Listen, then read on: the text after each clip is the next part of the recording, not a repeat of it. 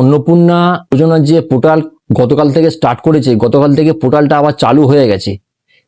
একটা জিনিস আমি আপনাদেরকে বলি, এই যে এখানে স্ট্যাটাস ট্র্যাকিং দেখাচ্ছে আর তার পাশে আছে অবজেকশন অ্যান্ড ক্লেম চালু করেছে, এইটা কিন্তু অনেকের ক্ষতি হয়ে যাবে। কারণ আপনার নামে যদি অন্নপূর্ণা যোজনাতে কেউ যদি অবজেকশন করে দেয়, তাহলে তো আপনার টাকা পাওয়া তো বন্ধ হয়ে যাবে।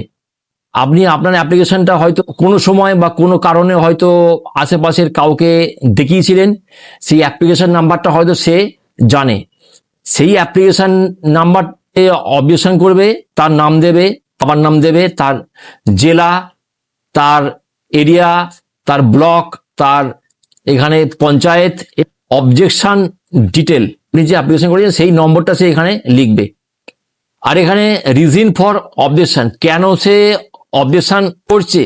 ধরুন হ্যাঁ, সে তার সরকারি চাকরি করে না, ঠিক আছে, applicant page income tax, applicant, এই 4টে পয়েন্টের মধ্যে যে কোনো একটা পয়েন্ট ক্লিক করতে হবে। Applicant does not reside within West Bengal, অর্থাৎ অ্যাপ্লিকেন্ট পশ্চিমবঙ্গের মধ্যে বাস করে না, এইটাকে যদি কেউ ক্লিক করে দেয়, দিয়ে যদি তার মনের মতো এখানে কেউ যদি আপনার বিরুদ্ধে রিমার্কের জায়গায় যদি আপনার সম্বন্ধে কিছু লিখে দেয়, না ও এরকম আমাদের পশ্চিমবঙ্গে থাকে না, পশ্চিমবঙ্গের বাইরে থাকে, এই রিসেন্ট এসেছে, এই সমস্ত লিখে যদি ও এখানে সাবমিট করে দেয়, তাহলে কিন্তু আপনার অন্নপূর্ণা যোজনার টাকা বন্ধ হয়ে যাবে।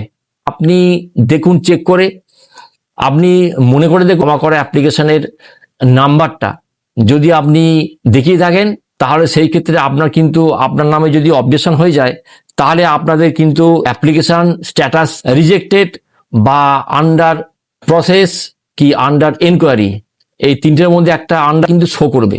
অবজেকশন বলে যে অপশনটা গভর্নমেন্ট দিয়েছে, এই অবজেকশন অ্যান্ড ক্লেম, এই যে এর কি কাজ, সেইটা নিয়েই আজকে আমি আপনাদেরকে বুঝিয়ে দিলাম। আপনার নামে কেউ ইচ্ছাকৃতভাবে বা কেউ হিংসা করে কিন্তু অবজেকশন করতে পারে, যাতে আপনি অন্নপূর্ণার যোজনার টাকা না পান।